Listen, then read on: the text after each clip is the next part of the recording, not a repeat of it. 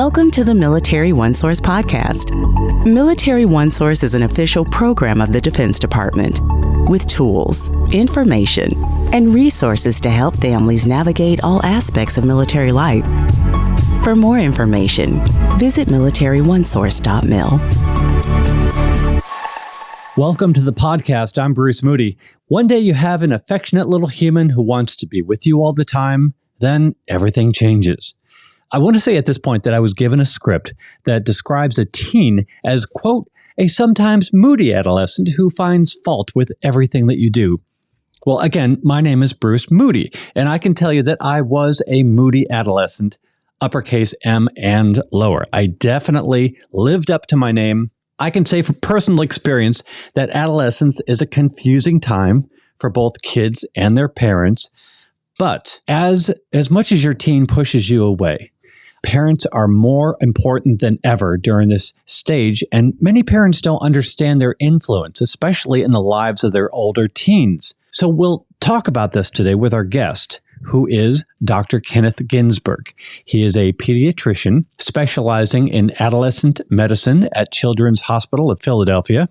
He is a professor of pediatrics at the University of Pennsylvania School of Medicine and co-founder and director of programs at the Center for Parent and Teen Communications. Dr. Ginsburg has written extensively about what happens during adolescence and the role parents should have in the lives of their teens. His newly released title is Congrats, You're Having a Teen, Strengthening Your Family and Raise a Good Person, which paints a different picture on the parent-teen relationship. Dr. Ginsburg, welcome to the podcast. Bruce, it is a joy and honor to be here. Thank you for wanting me to share this knowledge. Yeah, and we're looking forward to you doing just that. So let's begin. Why don't you tell us a little bit about yourself and your background and how that brings us to here? Yeah, so I am a pediatrician. I specialize in adolescent medicine, meaning that I support young people to become their best selves. It means that I think about their physical health as well as their emotional and their behavioral health. It has been truly one of the great honors of my lifetime to be serving to military families since about 2006. And I have worked very closely with military families, Military Child Education Coalition, in particular, Boys and Girls Clubs of America military families, to try to support military families to build and maintain resilience even during the deployment cycles. So that's really interesting. And there's a lot to unpack there. So let's just begin with perhaps a very, very broad question, but what role should parents have in the life of their teen? To be the person who knows your child fully and loves them completely, right? That's it. Why, Bruce, why do we love? We love so that human beings know they're worthy of being loved. Who are parents? Parents are the people who know who their kids are. They know all that is good and right and their complexities and their limitations. So what are parents' roles? To be the people in their kids' lives, even during those moments when they're moody, that they stand by them, that they show up, that their love is unconditional. That is protective beyond description. So are you describing a scenario in which you hear the words, you see actions, but you have a different response to those particular words and those particular actions? That you're seeing a different picture and that the teen is not seeing? Or maybe a different picture that the teen is afraid or unaware of to acknowledge? I think you're getting closer.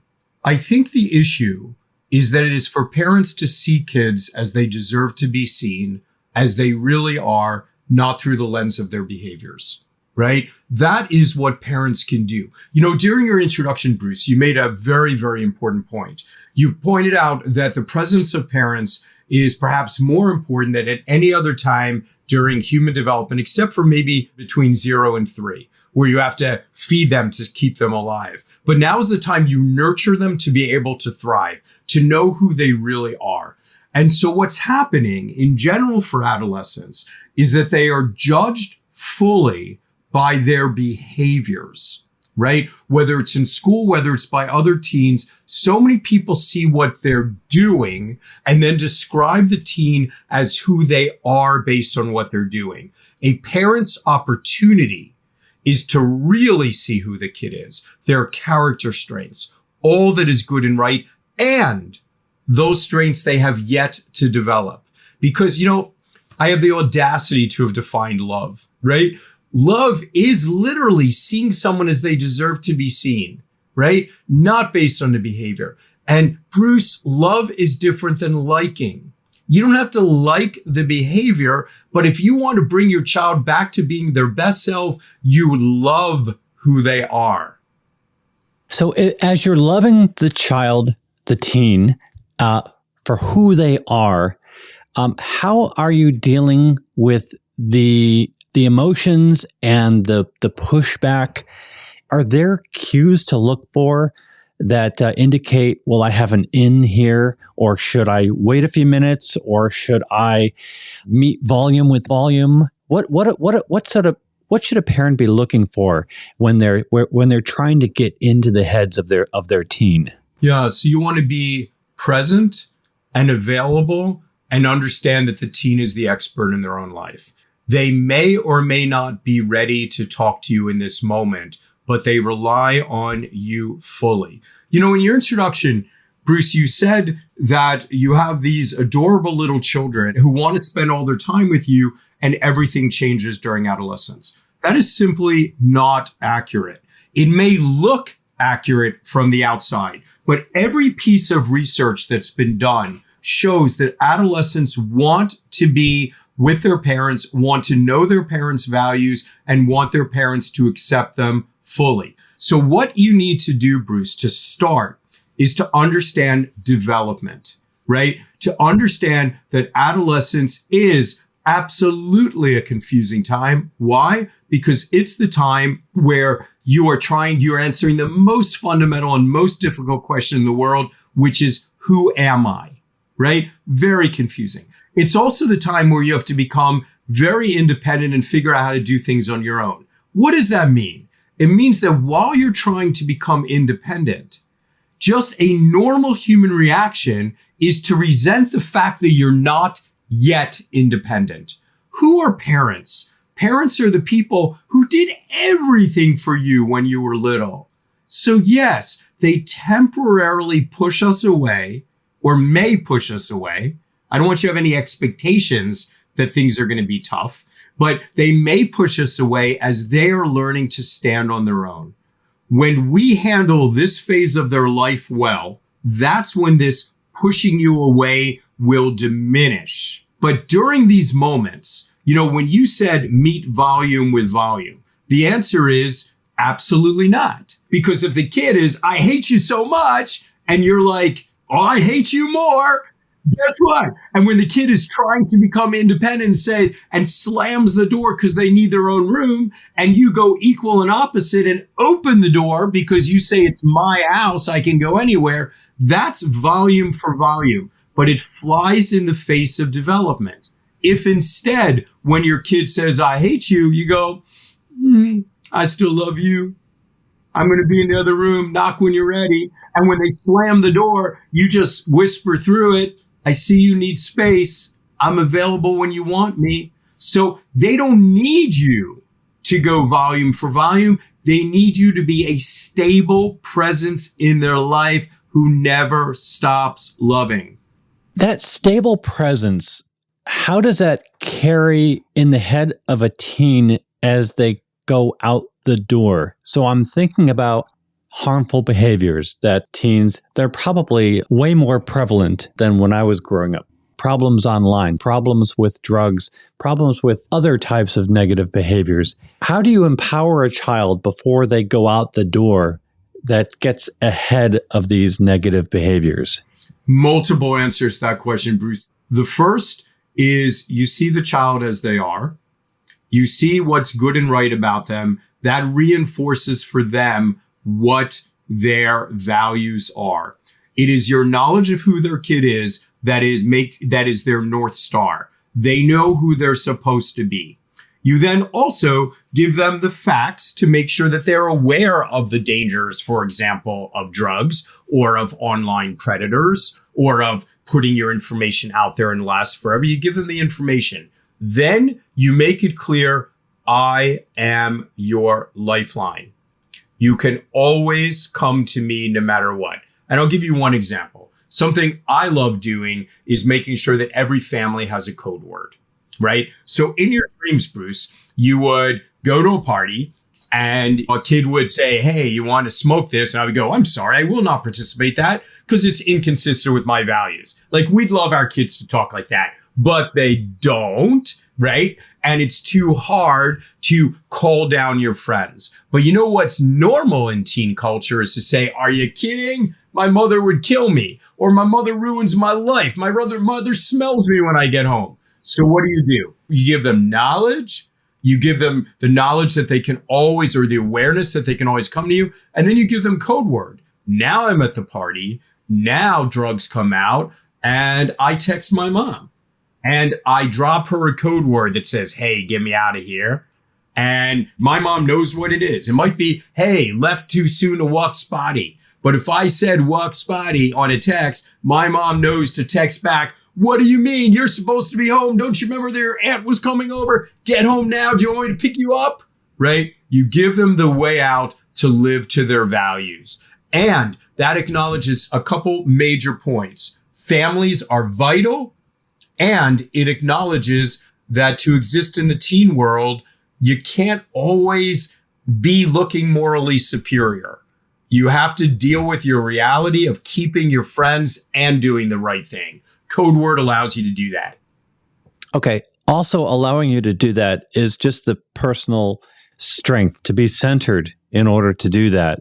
It's one thing to, we've just read your book and listened to the podcast. We've got the head knowledge, but how does a parent maintain their state of mind? And so what are the opportunities to kind of reclaim energy in between, like when a child is out, and also to prepare for a stressful situation? So, I might sound like a broken record, but it gets back to that love and knowing who our child really is. And there might be moments where our child is not behaving to their capabilities. Then here's what I want you to do. I want you to remind yourself why you care so much. If you're furious, it's because you care. You don't get furious at strangers. If you're worried, it's because you love. You remind yourself why. You remind yourself who your kid really is. And if you have to get together with a friend, a spouse, a neighbor to remind you of all that was good in writing your child when they were 5 years old, to recenter yourself on what is good. But remember this, the worst thing that can happen in our relationships is for our children to feel they've lost us. So under no circumstances whatsoever do you ever say you're cut off, or I'll never forgive you, or if you do this, don't come back to this house, right? Every child needs to know they have a way back in. And this whole model of knowing what is good and right about your child and keep loving, even if there are moments when you're not liking, that is the roadmap back home for your child. And what I do in my work and in my latest book is literally give scripts about how to welcome the kid back into your life, And at the Center for Parent and Teen Communication, we have a website called parentandteen.com. So it's completely free, right? And you know what one of the most searched for items is? It's young people, even though we're not putting stuff out there saying, find us. But last year, about 50,000 young people were searching for how do I reconnect or regain trust with my parents. Wow. Right? Amen. Amen. It is a myth that they want to break from us and not come back. What they want is to become interdependent with us, but that only happens if you honor their growing independence. If you become super controlling, then to fulfill their developmental role, which is to be able to stand on their own, they will push you away. But if you honor their independence and let them know, you know what I am? I'm the person who knows you fully and loves you completely. You mentioned near the top that you've worked very closely with military families. How would you take what you've been talking about here today and kind of direct that toward the stresses of, say, a deployment? We're talking about military families and the stressors kind of unique to military life. So the first thing to remember about every military family is that they're a family first, right? So I want everyone listening to know that everything I'm saying that is most important applies to you as well. But there are unique stressors, right? And the first stressor is a physical separation. And because there's physical separation, it's, I believe, vitally important that both parents remain very involved in discipline, meaning to teach or to guide, not to punish or control. So for example, if you go to parentandteen.com or you read my work specifically for military families, but if you go to parentandteen.com, you put in the word military, you will see a behavioral contract. That is something that every family in America can use, but I developed specifically for military families because of separation. Because if we have contracts beforehand, then that means that even if, let's say the mom is deployed, then the dad is the primary caretaker at home, then the dad can say, well, you know, your mom and I agreed that, and you bring her present even though she's physically absent. And let me say one other thing. And I say this with such deep love and affection for military families. Like, I have goosebumps right now, honestly. Like, I cannot tell you what an honor it has been to work with these families. But let me tell you something that sometimes your children suffer from, and that is perfectionism. They become very good little boys and girls because one or both parents are away, and what they learn is to not cause trouble. So in the worst case scenario, they learn they have to cause trouble to get attention, but that's rare. What they learn is, I don't want to cause any trouble because my mom's already going through so much because she's in charge of the whole household and there's 4 of us, so I'm going to be a perfect little boy and a girl. And then sometimes we also say these lines like, well, your dad's away, you're the man of the house now. And that creates something called adultification, where you actually have military children or children in general who feel like they don't have time to make the mistakes of childhood because they're an adult. That also leads to this kind of perfectionism. What do we want to do instead? We want to have the don't spare me conversation. You know, you're right, your dad's away, and you're right, I'm really stressed. And I'm like, Mom, Dad, Grandpa, I'm all of it. But you know what I see you doing, darling? I see you really working really hard to protect me and to not sometimes show me what's going on in your life. And on the one hand, gosh, I appreciate how strong you are. But you know what's important to me? Being your mom or being your dad. It's the most important job I have. And when you spare me to try to protect me, you're actually preventing me from doing what's most important to me. So I beg you, be a child just a little bit longer. Be a child and don't spare me. Come to me when you need me.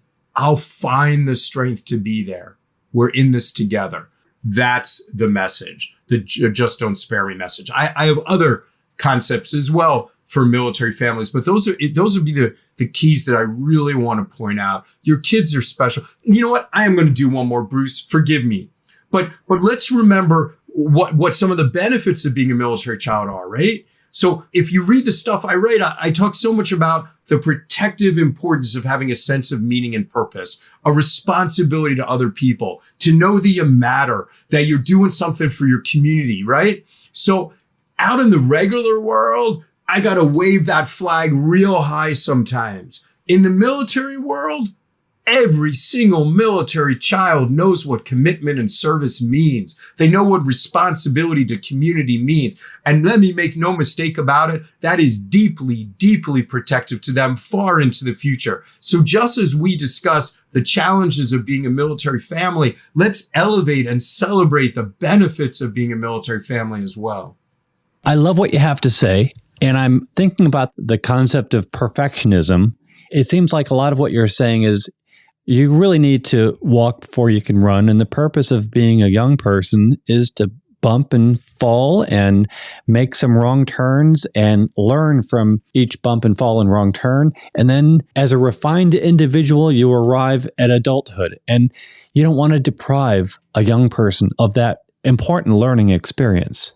I just want to give you an amen. I mean, I could say the same thing you just said and repeat it, but you said it perfectly, Bruce, right? If you don't make mistakes during childhood, you're going to make them during adulthood. Let's let them make mistakes while they're under our protective eye. Do you have any suggestions for parents with regard to kids? They seem to be pulled in so many different directions. The schedules that they have, classes starting early, buses picking them up way earlier than that, clubs and teams, athletics, homework, perhaps a part-time job. And then the time that they do have to themselves, it's increasingly eaten up by screen time. What does that do to a teen? And what can a parent do to kind of defend the space that they need to basically just relax and rest? So you know what?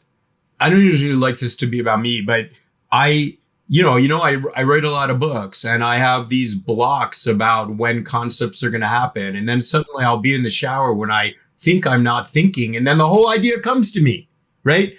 Downtime is exactly when ideas get solidified and creativity flows. So Bruce, the level of overscheduling you're talking about is not healthy, not just for kids, but for like human beings, even grown-ups, right? And we know scientifically that lessons from school are solidified sometimes during downtime. We know that play is important for young children to just not only have downtime, but to learn the lessons that you're just not going to learn sitting in a classroom. So I very, very much urge parents to protect time for young children to do nothing. Totally understand what you're talking about. Dr. Ginsburg, it is wonderful to know that you're in our corner. It is great to have you with us. Do you have any final thoughts on the subject? I don't know a perfect final thought except for to circle back and understand that, we worry about our children because of how intensely we love them. And your job as a parent is to let your kid make a lot of mistakes so they can grow into adulthood. But when they were 2 years old, you let them knock over the blocks. You didn't let them put the hand on the stove. I want you during adolescence to very clearly distinguish what are the hand on the stove moments versus the mistakes we allow. Where we get into trouble in parenting adolescents is becoming so over controlling that we don't let them get their hands dirty in the cookie batter like when they were 2. And then children run away from us. But if we let them make mistakes and we don't control them, but at the same time, we have firm and clear boundaries beyond which they cannot stray, those hand on the stove things. And you may not do this. Why? Because I love you too much to allow you to be in danger. So you set up the boundaries, but if they're within those boundaries and you're role modeling for them what it means to be a healthy adult, you're cool. There's a lot to cover here, and I'm sure we'd love to have you back and continue this discussion. I'm always available for military families. You know that. Well, thank you so much for joining us today, Dr. Kenneth Ginsburg. And we want to remind you that Military OneSource is an official resource of the Defense Department. We are a website, a call center. We're all over social media, and now we're a podcast. So we hope you'll subscribe to this podcast because we cover a wide range of topics to help military families navigate military life. I'm Bruce Moody. Thanks for listening. Bye-bye.